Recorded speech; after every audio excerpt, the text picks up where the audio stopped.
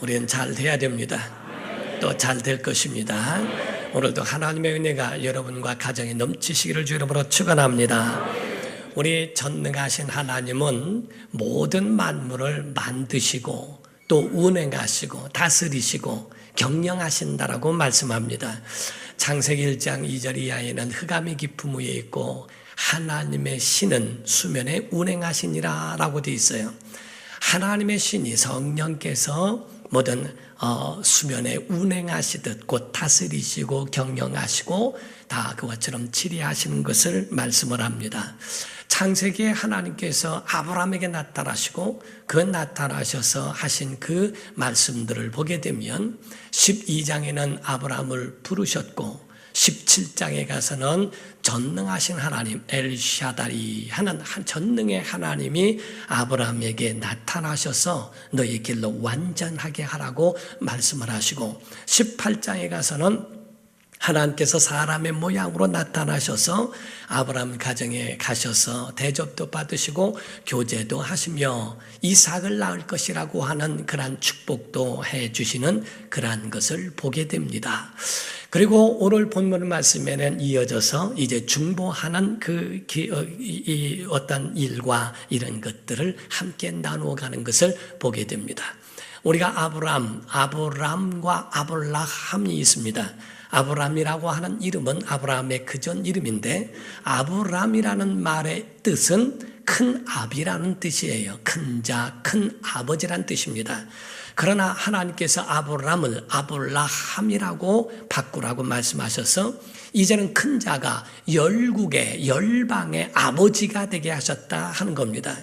여러분과 제가 아시다시피 결혼을 하면은 한 가정의 가장이 되어 그 가정을 책임져야 할 의무가 있는 것처럼 아비가 됐다면 하다가 결혼을 하고 하다가 자녀를 낳게 되고 그래서 한순간에 가정의 가장이 되어지고 할 때 그 어깨는 얼마나 무거운지 몰라요.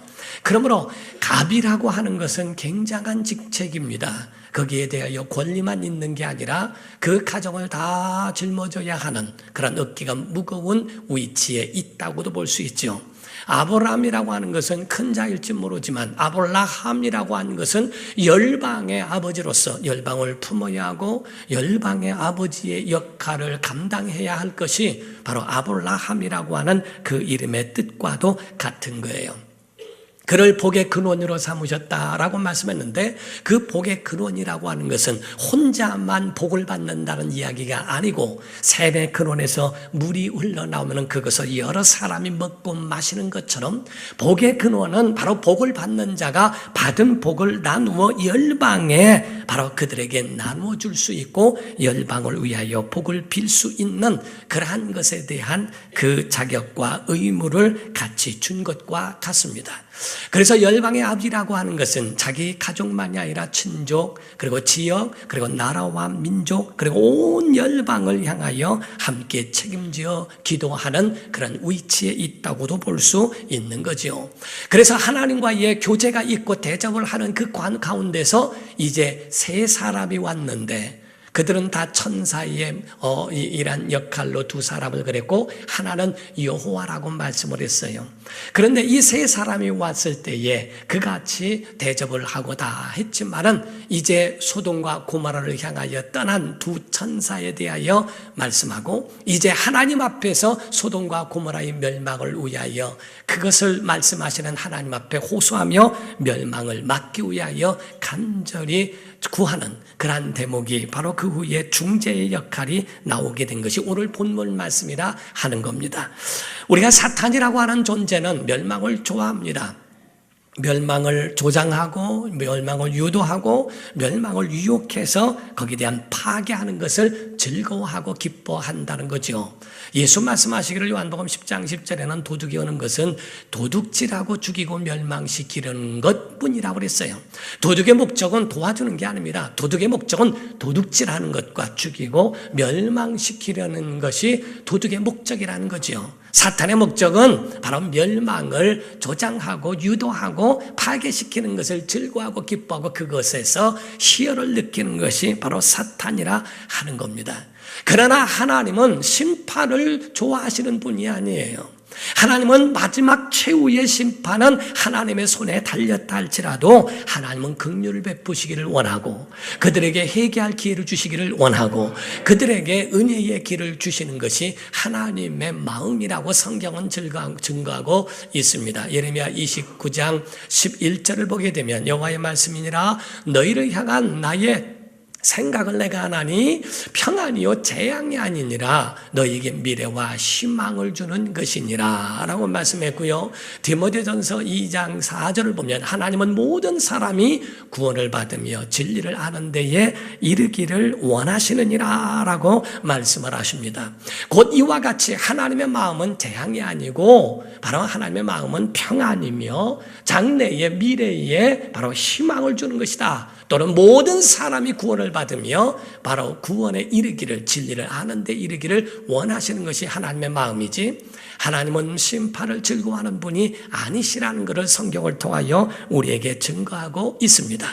그러나 사탄은 공격합니다. 사탄의 공격은 있고 사탄은 우리를 넘어뜨리려고 계속적으로 공격하고 있다는 거지요.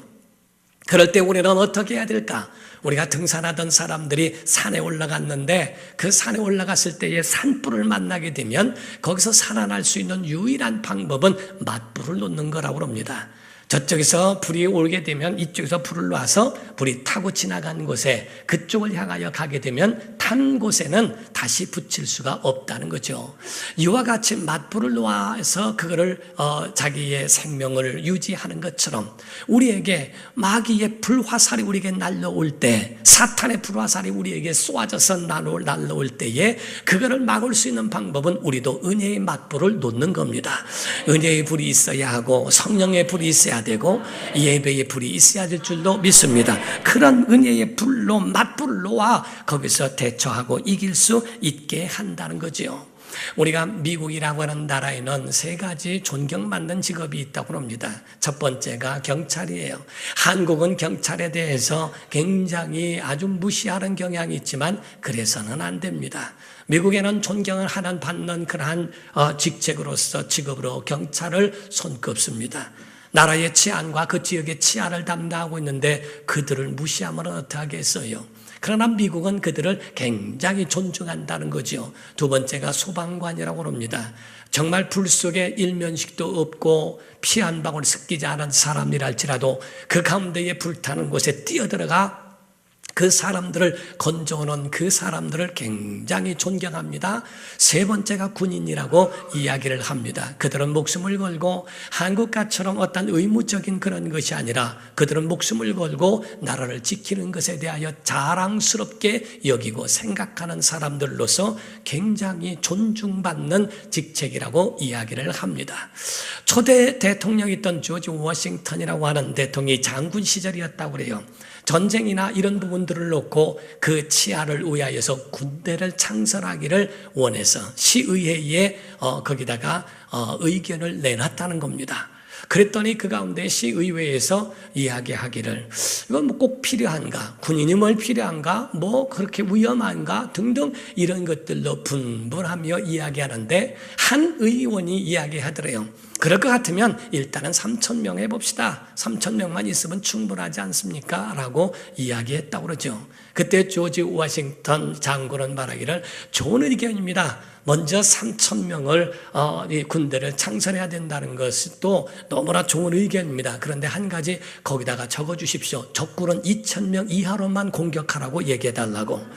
왜냐하면 그 이상이 왔을 때는 우리가 감당하기 어려우니까 2,000명 이하로만 공격하는 것을 조건으로 남겨달라고 이야기했어요. 사탄의 공격은 예고도 없고 시도 때도 없습니다. 수량이나 이런 분량이나 이것이 작게만 오는 게 아닙니다. 크고 작은 걸 다 합해서 우리에게 넘어뜨리려고 공격해 올 수 있다고 하는 거죠. 그게 마귀의 술수요, 마귀의 계략이요, 전략이기도 하다는 겁니다. 우리가 자칫 잘못하면 여기까지 신앙을 유지하면 되겠지.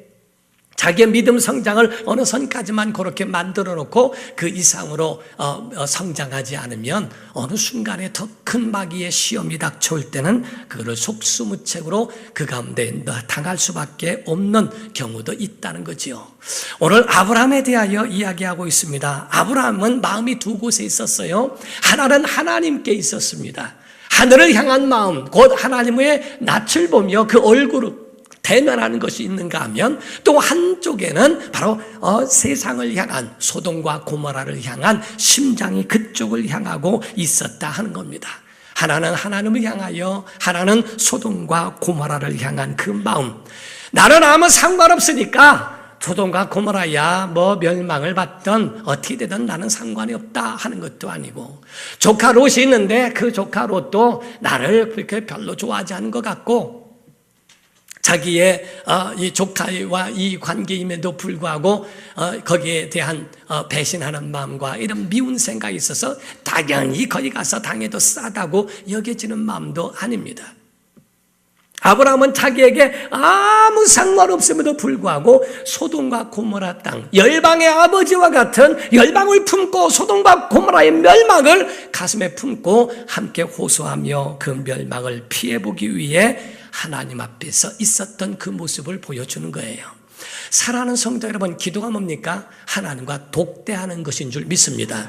어떤 사람이 임금 앞에 매일 독대한다면 얼마나 아주 그 사람이 부럽겠어요? 자랑스럽겠어요? 대통령과 권력자들과 매일 독대한다면 얼마나 좋겠는가 하는 거예요. 그러나 하나님은 이러한 세상 따위의 임금이나 권력자가 아닙니다. 하나님은 우주 만물을 만드신 분이요, 모든 만물을 다 다스리실 수 있는 그런 만물의 주인이 하나님 아닙니까? 그분과 우리가 기도하며 그분 앞에 독대한다는 것은 하나님의 은혜인 줄 믿습니다. 그럼으로써 우리는 굉장한 권리가 있는 거예요. 만약에 여러분과 제가 기도의 권리를 사용하지 않고 기도하지 않는다면 이 같은 교만이 어디 있으며 이같이 하나님 앞에서 그 좋은 하나님과 독대할 수 있는 권리를 포기하는 것과 같다고 하는 것을 여러분이 깨달아야 됩니다. 사랑하는 성도 여러분, 기도에 능력이 있습니다. 기도에는 하나님의 은혜가 있습니다. 기도에는 불가능을 가능케 할 수 있습니다. 그러므로 야고보서 5장에 보면 13절 이하에 보면 18절까지 너희 중에 고난당하는 자가 있느냐 그는 기도할 것이요, 즐거워하는 자가 있느냐 그는 찬송할지니라. 너희 중에 병든 자가 있느냐 그는 교회의 장로들을 청할 것이요, 그들은 주의 이름으로 기름을 바르며 그를 위하여 기도할지니라. 믿음의 기도는 병든 자를 구원하리니 주께서 그를 일으키시리라. 혹시 죄를 범하였을지라도 사하심을 받으리라. 그러므로 너희 죄를 서로 고백하며 병이 낫기를 위하여 서로 기도하라.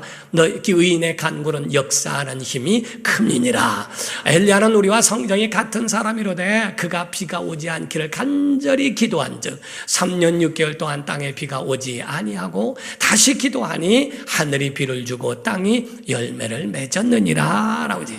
기도에 능력이 있는 줄 믿습니다. 기도하면 하나님의 은혜를 베푸시고 응답을 주신다는 거예요. 야고보서 1장 5절에 말씀하기를 너희 중에 누구든지 지혜가 부족하냐? 부족하거든 모든 사람에게 후히 주시고 꾸짖지 아니하시는 하나님께 구하라. 그리하면 주시리라. 이렇게 말씀했죠. 지혜뿐만이 아닙니다. 하나님 앞에 모든 것들을 하나님 앞에 올려드리며 간구하면 들으시리라고 하는 하나님의 언약의 말씀이 있어요. 기도하면 여러분의 영혼이 삽니다. 가정도 살아납니다. 교회도 살고 지역도 살고 나라와 민족도 살 줄로 믿습니다.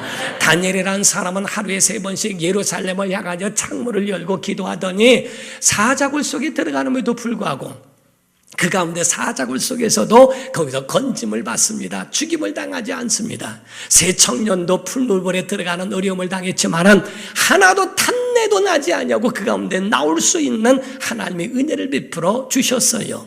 에스더라고 하는 사람은 나라의 국가의 유대인들의 말살 그 직전에 갔음에도 불구하고 금식을 선포하고 죽으면 죽으리라 기도하며 하나님께 나아가더니 결국은 자기 민족을 건져내지 않습니까? 기도하는 자들에게 하나님 은혜 주신 줄 믿습니다. 아브라함이 기도했을 때에 그 원리가 있었어요. 그 기도에 원리가 있습니다. 오늘 본문 말씀 22절을 보게 됩니다.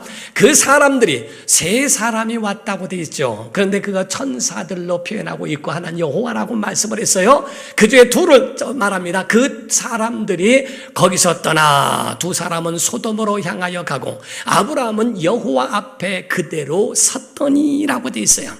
하나님 앞에 여호와 앞에 그대로 섰더니 아브라함이 하나님 앞에 선 것, 기도의 자리에 서 있었다 하는 거예요. 기도의 첫 번째는 하나님의 면전에 있는 자인 줄로 믿습니다. 우리가 예배는 하나님 앞에서 하는 거거든요. 기도도 하나님 앞에서 하는 거거든요. 사람 앞에서 기도하는 게 아니라 하나님의 면전에서 하나님 앞에 여호와 앞에 그대로 서 있었다고 하는 이 아브라함의 모습은 기도의 자리에 있었다 하는 겁니다. 두 번째 23절입니다. 아브라함이 가까이 나아가 이르되 주께서 의인을 악인과 함께 멸하려 하시나이까. 여기서 아브라함이 하나님께 가까이 나갑니다. 성경에 우리의 기도라고 하는 것도 하나님을 멀리하는 자에게 은혜가 있질 않아요. 하나님을 멀리하지 않냐고 하나님을 가까이 나가는 것. 기도는 하나님 면전에 있으며 하나님을 가까이 나가는 것을 말합니다. 그러므로 야고보서 4장 8절에 말합니다. 하나님을 가까이 하라. 그리하면 너희를 가까이 하시리라. 죄인들아 소를 깨끗이 하라. 두 마음을 품은 자들아 마음을 성결케 하라고 성경은 우리에게 경고하고 있어요. 하나님을 가까이 함이 복인 줄로 믿습니다. 하나님을 가까이 하는 것이 바로 기도예요. 기도는 하나님을 독대할 뿐만 아니라 하나님 앞에 자기의 것을 내놓고 그분의 얼굴을 뵙고 이야기하는 것과 같거든요. 사랑하는 성도 여러분, 기도라고 하는 것, 하나님과 우리와 함께하는 겁니다. 주님을 바라보는 겁니다. 우리가 사람과 이야기할 때에 보면 얼굴을 땅에 묻고 이야기하지 않습니다. 우리가 어떤 죄를 범했거나 했을 때는 낯을 피하여 눈도 마주치지 못하지만은 그렇지 않으면 대부분은 얼굴을 바라보고 눈을 보면서 이야기를 하죠.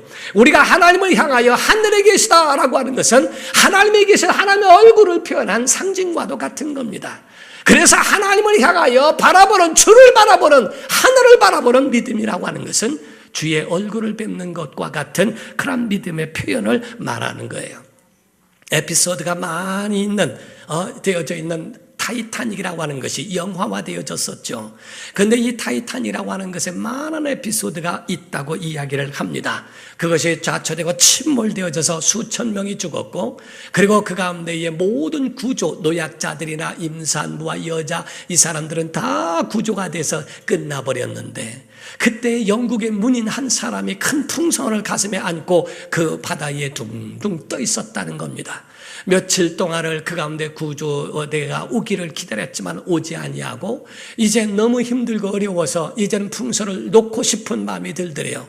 이제 모든 희망이 다 사라진 것을 알고 그 가운데 이거를 놔버릴까 하는 마음에 아주 절박한 심정에 있었답니다.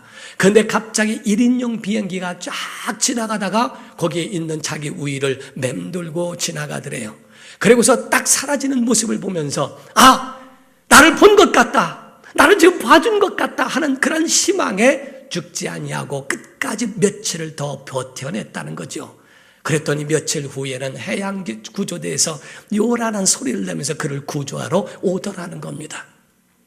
하나님이 우리를 보신 것과 같고 하나님이 우리를 향하여 우리가 기도할 때 우리를 향하여 베푸신 은혜를 안다면 절대로 절망하지 않습니다. 하나님의 은혜로 살아가는 사람은 어떤 문제가 있더라도 그 문제에 파묻히지 않냐고 파도 속에 들어가지 않고 파도를 타고 오를 수 있는 은혜가 그 안에 있다는 거죠. 일본의 가등청정이라고 하는 장수가 있었는데 백두산에서 호랑이를 잡았대요. 그래서 그 호랑이를 잡아서 자기에 있는 일본 본국에 있는 장군인 자기의 그 풍신수길이라고 하는 도요토미 히데요시라고 하는 자기의 상관에게 바치려고 했다는 겁니다. 그래서 그를 우리에다 집어넣고 거기다가 이 개를 3마리를 집어넣어줘서 호랑이에게 먹잇감으로 주고 일본까지 갈 동안에 그를 먹고 있게끔 했다는 거죠.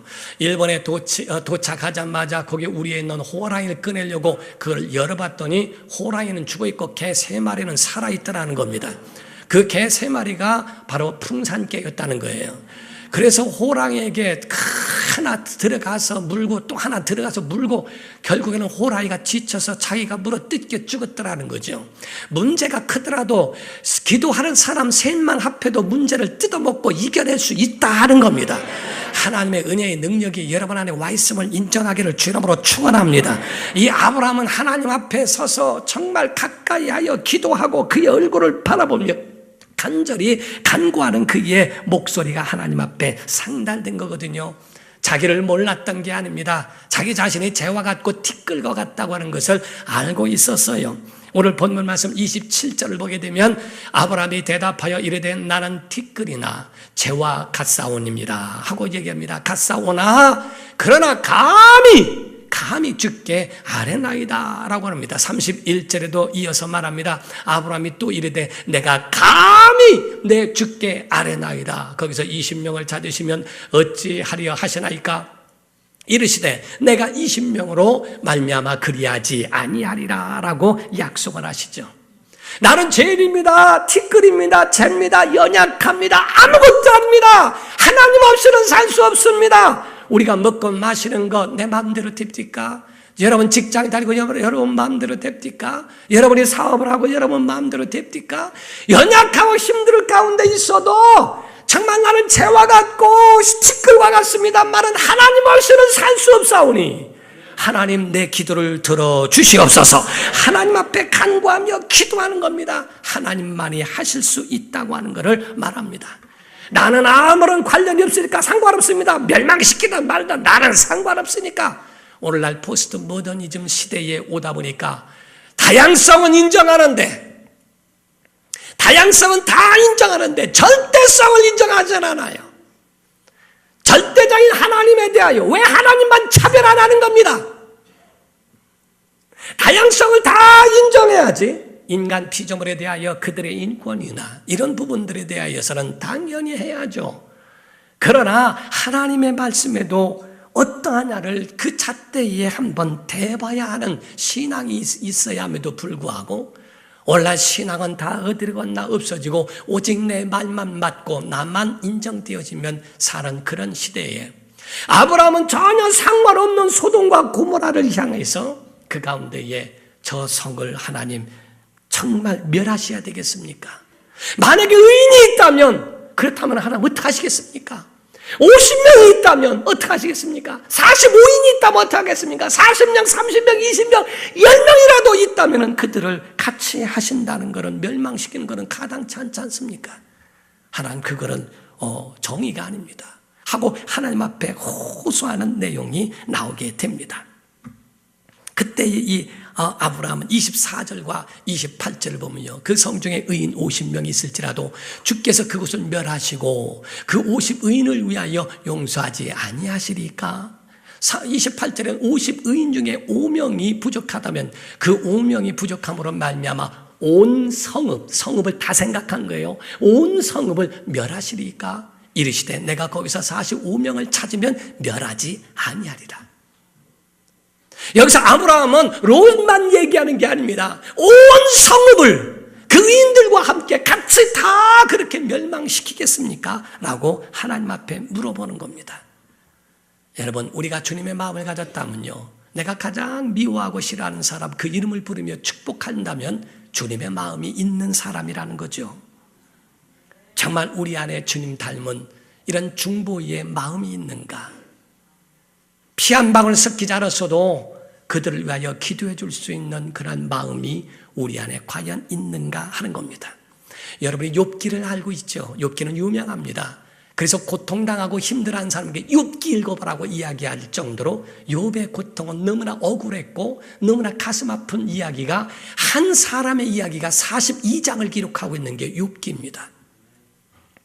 요나에 대해서도 4장밖에 없어요. 그런데 욥기에 보면 42장이나 있습니다. 그 가운데 모든 재산을 잃어버립니다. 10명의 자녀가 한순간에 죽어버립니다. 아내도 당신 하나님을 원망하고 죽으라고 그렇게 친절하며 떠나버립니다. 친구들은 와서 도와준다고 하는 것이 아니라, 친구들은 와서 죄가 없다면 하나님 왜 그런 일들이 일어나게 하겠느냐, 너 죄가 있으니까 회개하라부터 시작해서 다 합니다.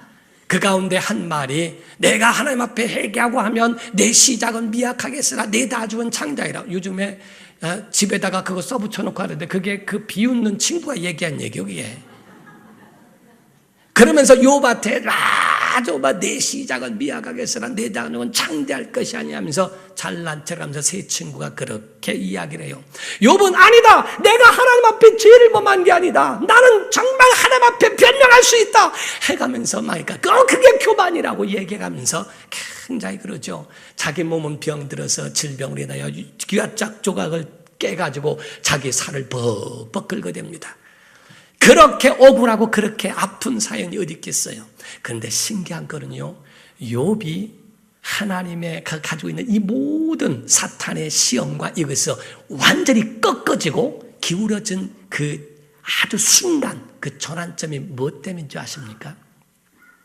일단은 세 친구가 하나님 앞에서 욥에 대하여 그렇게 얘기했지만 하나님은 그 세 친구를 나무라셨어요.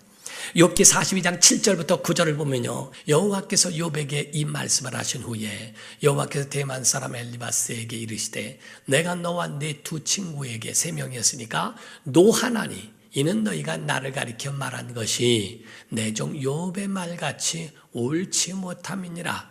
그런즉 너희는 숫소 7과 순양 7을 가지고 내 종 욥에게 가서 너희를 위하여, 그 친구들 네 자신들을 위하여 번제를 드리라.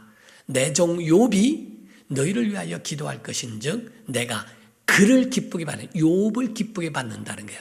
너희가 우매한 만큼 너희에게 갚지 아니하리라. 이는 너희가 나를 가리켜 말한 것이 내 종 욥의 말같이 옳지 않음이라고 말합니다. 이에 대만 사람 엘바스와 수아 사람 빌닷과 나아마 사람 소발이 가서 여호와께서 자기에게 명령하신 대로 행하니라. 여호와께서 욥을 기쁘게 받으셨더라. 하나님의 관심은 욥에게만 있어요. 하나님의 관심은 세 청년의 세 사람이 친구가 어쩌저쩌 거기에 대하여 일축하시고 거기서 오직 욥의 기도를 받으시고 욥에 대하여 하나님이 기쁘게 받으셨다라고 말씀을 합니다. 자, 그 전환점이 어디에 있었는가? 10절입니다. 10절에 보면 욥이 그의 친구들을 위하여 뭐 할 때? 자, 크게 하세요. 뭐 할 때? 기도할 때. 뭐 할 때? 기도할 때 여호와께서 욥의 곤경을 돌이키시고 여호와께서 욥에게 이전 모든 소요보다 갑절이나 주신지라. 욥이 친구들을 위하여 기도할 때, 중보할 때, 중재할 때 그들을 위하여 하나님 저들이 몰랐습니다. 정말 저들이 하나님의 뜻을 모르고 저들이 한 것은 용서하소서라고 하는 하나님 앞에 기도할 때에 하나님의 곤경을 돌이키시고 그에게 갑절의 소유로 하나님이 갚아주시는 말씀을 하신 거예요. 기도는 힘이 있습니다. 기도에 능력이 있습니다. 여러분, 기도하고 그냥 중언부언 듣든지 말든지가 아니라 여러분, 하나님 앞에 진심의 기도가 있기를 주 이름으로 축원합니다. 기도하지 않는 것은 죄요, 기도하지 않는 것은 교만이라는 겁니다. 그래서 사무엘이라고 하는 사람은 말을 합니다. 사무엘상 12장 22절부터 보면 여호와께서는 너희를 자기 백성으로 삼으신 것을 기뻐하셨으므로 여호와께서는 그의 크신 이름을 위해서라도 자기 백성을 버리지 아니할 것이요 나는 너희를 위하여 기도하기를 쉬는 죄를 여호와 앞에 결단코 범하지 아니하고 선하고 의로운 길을 너희에게 가르칠 것인즉 너희는 여호와께서 너희를 위하여 행하신 그 큰 일을 생각하여 오직 그를 경외하며 너희의 마음을 다하여 진실이 섬기라 라고 말씀을 합니다. 소돔과 고모라의 멸망은 거기에 보호받는 것은 경제인이나 권력자들이나 정치인이나 군인이 아니었다는 겁니다. 그에 대한 그 보호는 하나님이 하셨는데 그거는 의인들에 의하여 보존되고 의인이 없을 때의 멸망이었다 하는 거죠. 하나님은 그 의인을 찾으셨다는 겁니다. 여러분, 그런 의인이 여러분과 제가 되기를 주 이름으로 축원합니다. 야곱 때문에 라반이 살았어요. 요셉 때문에 보디발이 살았습니다. 바울 때문에 유라굴로라고 하는 광풍에서부터 살아난 것은 바로 믿음의 사람들, 기도하는 사람들 때문에 이루어진 겁니다. 개미를 연구한 사람이 얘기를 들어보니까 개미를 연구한 사람들이요, 개미도 다 일하는 게 아니라 일개미가 20%라는 거예요. 교회 안에도 기도하며 정말 하나님의 사람으로 세워지려고 하는 그 20%의 사람이 얼마나 중요한지 모릅니다. 예레미야 5장 1절을 보게 되면 그 가운데에 너희는 예루살렘 거리로 빨리 다니며 그 넓은 거리에서 찾아보고 알라. 너희가 만일 정의를 행하며 진리를 구하는 자를 누구라도 한 사람이라도 찾으면 내가 이 성읍을 용서하리라. 아브라함이 10명에서 계속적으로 내려갔더라면 좋았을 것은 한 명이라도 있다면 내가 용서하겠다. 사랑하는 성도 여러분, 여러분의 가정이나 교회나 한 사람이라도 의인이 있으면, 기도하는 사람이 있으면 망하지 않습니다. 하나님이 그 사람을 통하여 나라도 국가도 살려주실 줄 믿습니다. 우리 교회가 그런 교회 되기를 예수 이름으로 축원합니다. 기도하는 한 사람이 여러분 되기를 예수 이름으로 축원합니다. 기도하겠습니다. 다 같이 통성으로 기도할 때, 하나님 아버지, 우리에게 정말 기도하는 그 한 사람이 우리가 되게 해 주옵소서. 정말 우리의 영혼에 함께 하시고 기도를 그치지 않게 하시고 우리 안에 기도가, 무시의 기도가 이루어져 나올 수 있도록 우리를 보살펴 주시고 붙잡아 주옵소서. 다 같이 간절한 마음으로 통성으로 기도합니다.